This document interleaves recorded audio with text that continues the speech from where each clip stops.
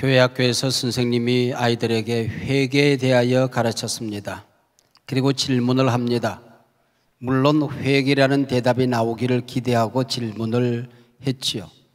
여러분, 우리가 용서를 받으려면 먼저 뭘 해야 되지요? 한 학생의 손을 번쩍 들더니 큰 소리로 대답을 했습니다. 먼저 죄를 지어야 돼요. 여러분, 기독교는 죄인을 용서하는 용서의 종교입니다. 용서는 참 위대한 힘이 있습니다. 병든 몸을 낫게 하고 우리의 마음을 행복하게 합니다. 하나님과 우리 사이를 가깝게 하고 우리가 드린 기도를 하나님 앞에 올려드리는 귀한 능력이 있습니다. 세계 종교가 많이 있지만 우리 기독교의 하나님만이 용서하시는 신입니다. 기독교를 약탕 속에 집어넣고 달여서 한 방울 물방울로 만들어낸다면 용서하고 떨어질 것입니다. 기독교 진리를 한마디로 말하면 용서입니다. 기독교 복음의 내용이 용서입니다. 십자가의 의미가 용서요, 기독교의 색깔이 용서입니다. 우리 기독교에서 용서라는 말을 빼고 나면 아마 남는 게 없을 것입니다. 십자가에서 용서의 의미를 제하고 나면은 나무 토막만 남을 것입니다. 그래서 우리 기독교는 용서로 시작해서 용서로 맞춰지는 종교입니다. 교회 처음 오면은 용서의 문을 통과해야 됩니다. 그래 우리가 하나님의 백성, 하나님의 자녀들이 되는 것이죠. 이 세상을 마감하는 어느 날 심판대 앞에 섰을 때에 우리는 용서받았음을 감사하게 될 것이고 용서라는 문을 통하여 천국문이 열려지는 것을 경험하게 될 것입니다. 도무지 용서받을 수 없는 이 땅, 인간들을 구원하기 위하여 하나님께서는 용서의 드라마를 펼치십니다. 제1막 하나님의 외아들이 인간의 몸을 입고 이 땅에 오십니다.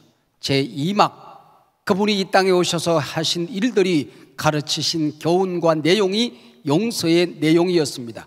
제3막 그분은 십자가에 달려 우리의 모든 죄를 사하여 용서를 이루셨습니다. 마지막 제4막 이걸 온전히 이루시기 위하여 그분은 부활하시고 승천하셨습니다. 제가 서 있는 이 강단은 하나님 용서의 선포장입니다. 목사는 용서의 대언자입니다. 성경은 용서의 알림장입니다. 십자가는 용서의 영수증이요, 성령은 용서의 전파자요, 성교는 용서의 전달식입니다. 그래서 우리 하나님의 자녀들이 가져야 될 많은 성품들이 있지만은 그 중에 가장 아름다운 빛나는 성품은 용서의 품성을 가지고 살아가는 것입니다. 존 브락만이라고 하는 사람이 쓴 책 가운데에 지난 2000년 동안의 위대한 발명이라는 책이 있습니다. 거기 보면은 많은 발명품들이 나오는데 세계적인 지성 110명이 추천한 121가지 가운데에 의자가 나와요. 거울이 나오고 그리고 종이가 나옵니다. 그리고 시계가 나오는가 하면은 원자폭탄이 나옵니다. 그 가운데 재미있는 발명품 하나는 지우개입니다. 이 지우개가 없었다고 한다면은 스케치, 데생 그리고 작곡이 어려웠을 것이라고들 하죠. 우리 영적인 의미도 마찬가지입니다. 용서의 지우개가 없었다고 한다면 우리 기독교는 아브라함, 모세, 다윗을 얻을 수가 없었을 것입니다. 베드로, 사도 바울을 우리는 잃어버리고 말았을 것입니다. 건강한 인격과 품성을 지닌 사람들은 바로 영적인 지우개를 가지고 살아가야 된다 하는 것입니다. 오늘 본문은 베드로의 질문으로 시작이 되어집니다. 형제가 범죄하면 몇 번씩이나 용서할까요? 유대 사람들은 종교적인 책무를 수치화하는 묘한 특성이 있습니다. 그래서 랍비들은 동일한 죄를 3번까지 용서하라 그랬습니다. 베드로는 한껏 인심을 씁니다. 7번쯤 용서하면 될까요? 주님의 대답은 의외였습니다. 70번씩 7번이라도 용서해라. 여기 70번씩 7번이라고 번역된 이 말을 원문으로 되돌아가 보면 2가지 번역이 가능해집니다. 70 더하기 7 들어서 77번이 됩니다. 그래서 창세기 4장에 보면은 라멕이 받을 벌이 77번 정도 될 거다 그렇게 말하죠. 그리고 오늘 본문에서는 70 곱하기 7, 490번 정도로 번역을 하고 있습니다. 어떤 번역이 옳을까요? 그 논쟁은 아무런 의미가 없습니다. 오늘 본문이 말하고자 하는 바는 이것이 어떤 의미가 있는 것이 아니라 용서는 질량적인 것이 아니라 질적인 것이라고 하는 것이죠. 구태여 수학을 하자고 하면 70 곱하기 7이든 70 더하기 7이든 그 결론은 제로라고 하는 것입니다. 용서의 무제한적인 적용을 우리에게 얘기하고 있는 것입니다. 용서의 횟수를 제한하지 않습니다. 무제한적인 용서를 말하고 있는 것이죠. 이것이 기독교 용서요, 하나님 아버지의 사랑이요, 우리 하나님의 백성들이 이 땅에 실천해야 될 용서의 질적인 한계라고 하는 것입니다. 그런 점에서 용서의 품성은 인간이 가질 수 있는 그런 품성이 아닙니다. 우리가 만약에 용서의 품성을 가지고 살아간다고 한다면 우리가 하나님의 자녀로 살아가고 있다는 것을 온 세상에 증거하는 것이죠. 여러분, 베드로가 이런 질문을 했다고 하는 것은 용서하기가 쉽다는 얘기일까요? 만만치가 않다는 얘기일까요? 옛날에 어떤 제자가 스승에게 물었대요. 선생님, 어떻게 용서하며 살 수 있을까요? 그랬더니 스승이 큰 소리로 용서 그러더래요. 아니 선생님, 어떻게 용서하느냐고 여쭙는데 용서라고 외치시면 어떡합니까? 야 이놈아, 용을 쓰라고, 용을 써, 용서 그러더랍니다. 여러분, 그만큼 어렵다는 얘기 아니겠습니까?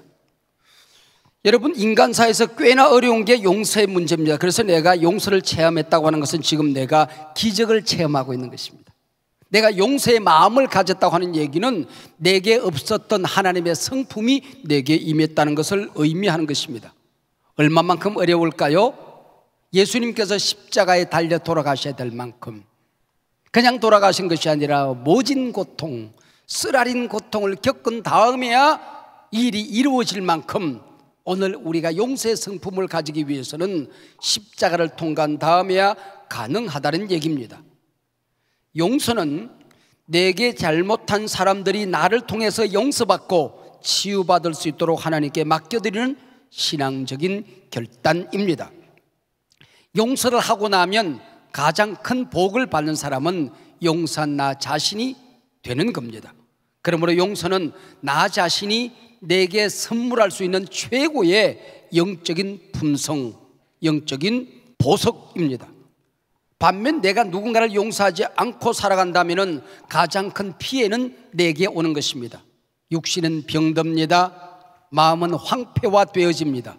우리 자신이 용서받지 못합니다. 하나님과의 관계가 깨집니다. 기도의 문이 막힙니다. 기도에도 하나님 앞에 상달되지 않습니다. 그래서 건강은 해쳐지고 마음은 더러워지고 우리의 영혼은 찢겨지고 황폐화되어지고 마는 것입니다. 우리가 이 땅에 살아가다가 이웃들에게 오해를 당하고 거절당하고 비판과 냉대를 받으며 고발당하고 억울한 일을 겪어야 할 때에 어떻게 용서할 수 있을까요? 내 인격이 그들에게 망가지고 짓밟혀질 때에 믿었던 사람이 내게 결정적인 물질적인 손해를 입히고 도망갈 때에 공동체 안에서 내가 무시당한다고 느낄 때에 내가 어떻게 그들을 용서할 수 있을까요?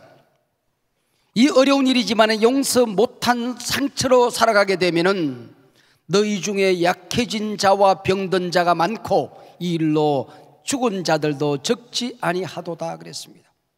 상처로 인하여 몸이 약해진 사람, 마음이 약해진 사람, 영혼을 잃어버린 사람, 그러다가 죽음의 길로 간 사람이 얼마더냐 그런 얘기죠. 여러분, 용서는 이만큼 하나님의 성품입니다.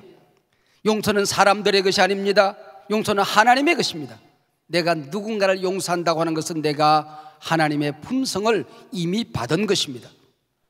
그러므로 이 땅에서 용서는 내 힘으로 불가능합니다. 내 의지로 불가능한 것입니다.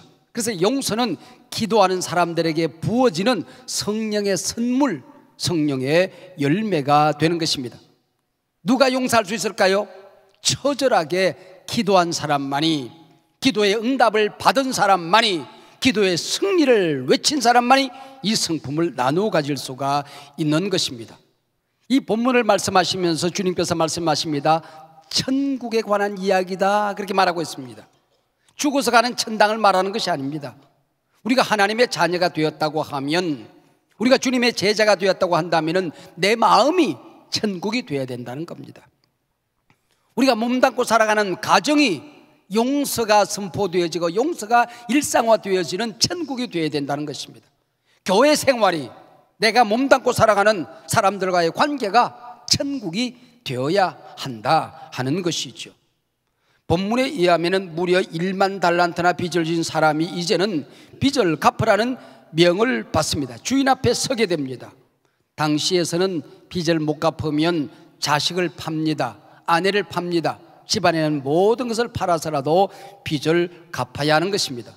문제는 여기 1만 달란트라는 이 빚은 이 세상에 있는 무엇을 팔아서 갚을 수 있는 정도의 양이 아니라고 하는 것이죠. 도무지 불가능한 빚을 졌다는 것입니다. 무엇을 의미하는 것일까요? 인간이라는 존재는 영적인 파산의 존재라는 것입니다. 희망이 없는 절망적인 존재라는 것이죠. 이게 너요 나요 우리의 실존이라고 하는 것입니다. 그는 주인 앞에 엎드려서 조금만 참아주시면 기어이 갚겠다고 얘기합니다. 아닙니다. 애걸로 갚을 수 있는 것이 아닙니다. 기도한다고 갚아지는 것이 아닙니다. 인간이 노력한다고 갚을 수 있는 양이 아니라고 하는 것입니다. 내게 있는 무슨 재산을 팔아서 선행으로, 종교 생활로, 교회 생활로 덕을 쌓아서 갚을 수 있는 것이 아니라고 하는 것입니다. 그래서 주님께서는 그 영수증을 가져와서 찢어서 버리는 것입니다. 이걸 오늘 본문에서는 탕감한다라는 단어를 쓰고 있습니다. 아피에미라는 단어를 쓰고 있는데요, 이 말은 헬라어여서 동의서에서 먼 것처럼 옮겨버릴다 하는 의미를 가지고 있습니다.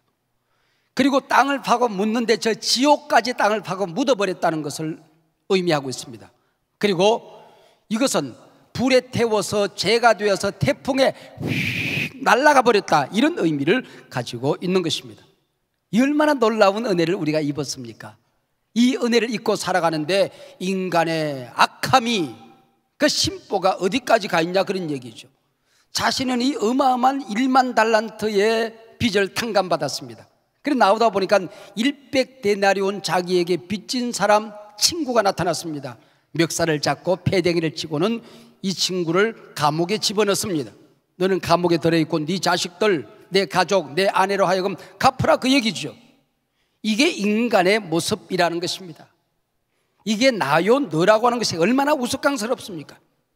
내가 하나님 앞에 탕감받은 빚은 1만 달란트입니다. 내가 세상에서 받은 상처, 미움, 손해, 분노는 아무리 크다고 할지라도 100데나리온에 불과하다고 하는 것이죠. 그러나 그것을 용서할 수 없답니다. 갚으라는 겁니다. 여러분, 다른 사람들이 암에 걸렸다고 할지라도 내가 감기 든 것보다 아프지 않은 게 우리 인간 아닙니까? 내가 받은 상처는 태산처럼 느낍니다. 그러나 내가 준 상처는 뒷걸처럼 느끼고 아무렇지도 않은 것처럼 지나갑니다. 여러분, 내가 받은 은혜, 용서, 이게 얼마나 어마어마한 것인가를 우리에게 얘기하고 있습니다. 용서하지 못하겠다는 심보를 들여다보면 내가 만약에 용서라도 하게 되면 내 인격과 자존심이 무너진다고 생각합니다. 마치 내가 큰 잘못을이라도 저질러서 용서하는 것처럼 여긴다는 것이죠. 내가 너무 멍청해서 업신여김을 받아서 어쩔 수 없어서 용서하고 만다고 생각한다는 겁니다. 용서할 수 없다는 내면을 들여다보면 이 사회를 깨끗하게 하기 위해서 내가 공의를 세워야 되겠다, 사회 정의를 세워야 되겠다, 내가 심판하고 말겠다고 큰 소리를 치는 것입니다. 이런 자들에게 하나님이 말씀합니다. 누가 너에게 세상의 공의를 맡겼느냐? 누가 너를 세상의 심판주로 맡겼느냐? 그 일은 내가 하는 일이다. 너는 내 이름으로 용서하려무나 너는 악인의 길에 서지 말아라. 그가 사탄의 짓이 아니라고 한다면 네가 악인의 짓은 악인에게 맡겨버리라고 하는 것입니다. 용서의 품성을 논할 때 우리가 기억해야 되는 게 있습니다. 천국에서 용서하는 이유가 어디에 있느냐? 그 이유가 내 안에 있는 것이 아니라는 것입니다. 내 느낌에 있는 것이 아니라고 하는 것이죠. 내 안에 있는 무엇으로 용서할 수 없다는 것입니다. 하나님께서 나를 용서하셨기에, 하나님이 나를 사랑하셨기에, 내가 도무지 갚을 수 없는 빚을 탕감해 주셨기에 그 은혜를 받아서 그 감사함으로 내가 이웃들을 용서한다는 것입니다. 에베소서 4장 32절 말씀입니다. 서로 용서하기를 하나님이 그리스도 안에서 너희를 용서하심과 같이 하라. 골로새서 3장 13절 말씀입니다. 피차 용서하되 주께서 너희를 용서하신 것과 같이 너희도 그리하라. 기준이 내가 아니에요. 기준이 내 느낌이 아니에요. 기준이 내 마음이 아니에요. 하나님의 명령이에요. 하나님의 차원에서 내가 마땅히 하나님의 자녀가 되었으면, 천국의 백성이 되었으면 이 일을 이루면서 살아가라는 것입니다. 천국 윤리에서 용서는 너를 용서하기 전에 먼저 나를 용서하는 것입니다. 100데나리온 내게 빚진 친구가 내 앞에 섰습니다. 패댕이를 쳤습니다. 땅바닥에 자존심이, 인격이 망가집니다. 쓰러집니다. 그 앞에 쩔쩔매고 무릎을 꿇습니다. 말미를 주면 내가 반드시 갚겠다고. 얼마나 당황해 합니까? 손발이 닳도록 빌고 있습니다. 여러분, 그 모습이 어떤 모습입니까? 그 얼굴이 누구의 얼굴입니까? 바로 조금 전 자기 자신이 임금 앞에서 쩔쩔매던 모습 아닙니까? 당황하던 그 얼굴 아닙니까? 도무지 이룰 수 없는 일임에도 불구하고 나를 용서해달라고 애걸 복걸하던 내 얼굴 아닙니까? 내가 용서한다고 하는 것은, 누군가를 사랑한다고 하는 것은 바로 나 자신을 사랑하는 것이요, 나 자신을 용서하는 것입니다. 내가 남을 용서하지 않는 것은 내가 건너가야 될 저주의 다리를 부수고 살아가는 것입니다. 내가 누군가를 용서하지 않는 것은 하나님으로부터 내게 내려온 축복의 사다리를 내가 부수고 살아가는 것입니다. 하나님과 나 사이에 열진 축복의 통로를 막아버리고 살아가는 것입니다. 천국의 용서 윤리가 또 있습니다. 내가 가장 큰 은혜를 입었다는 것입니다. 회개한 자만이, 하나님 앞에서 내가 얼마나 끔찍한 죄인인가를 깨달은 자만이 용서할 수가 있는 것입니다. 내가 용서받았다는 그 감사의 열매가 다른 사람을 향하여 용서로 선포되어지게 되는 것입니다. 여러분, 오늘 본문이 말하는 데나리온은 장정의 하루 품삯입니다. 100데나리온, 한 석 달 정도의 월급에 해당되는 돈을 빚졌습니다. 근데 여기 1달란트는 1만 데나리온에 해당되어집니다. 그러니까 1만 달란트를 빚을 졌다는 얘기는 1억 데나리온입니다. 1억 데나리온은 어느 정도가 됩니까? 장정 일꾼 1,000명이 274년 동안, 혼자가 아닙니다, 1,000명이 274년 동안 부지런히 일해서 한 푼도 쓰지 않고 모으면 모을 수 있는 돈입니다. 당시 유대나라 전역에서 거두어들인 세금이 800달란트 정도 되었습니다. 유대 왕이 1년 동안 거두어들인 세금을 한 푼도 쓰지 않고 12년 내지 13년을 모으면 1만 달란트라는 돈이 됩니다. 과장법이지요. 그러나 한 걸음 더 나아가 생각해 보면, 인간이 용서받은 이것은 인간이 기도해서 선행을 쌓아서 종교행위로 교회 생활로 덕을 쌓아서 누군가를 도와주는 구제를 통하여 내가 갚을 수 있는 돈이 아니라고 하는 것입니다. 이만한 빚을 졌다는 얘기는 평민이 아닙니다. 한 나라의 왕이 불충성함으로 말미암아 지을 수 있는 죄를 말하는 것입니다. 하나님께서는 이 세상을 창조하셨습니다. 이 세상을 하나님 나라로 만들라고 말씀하셨습니다. 사랑의 왕국을 만들라고 말씀하셨습니다. 우리는 미워했습니다. 우리는 갈등했습니다. 상처를 주었습니다. 상처를 받았습니다. 이 땅을 지옥으로 가시덤불로 만들고 만 것입니다. 이 세상에 너를 왕으로, 왕자로 파송을 했는데 왕다운 품성, 왕자다운 품위를 잃어버리고 이 세상을 망가뜨리지 않느냐, 그 얘기죠. 너희 가정을, 너희 교회를, 너희 공동체를 말이에요. 여러분이 엄청난 사랑을 받고도 우리는 누군가를 용서할 수 없다고 말합니다. 자존심이 상해서 용서할 수 없다고 말합니다. 인간의 악함이 여기까지 도달되어 있다, 그런 얘기죠. 이제 천국의 용서 윤리의 마지막 남은 문제가 있습니다.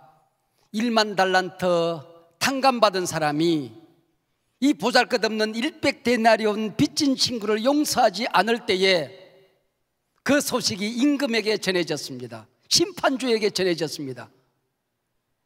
이 임금이 말합니다. 좋다, 내가 너에게 조건을 달아서 용서한 것은 아니다.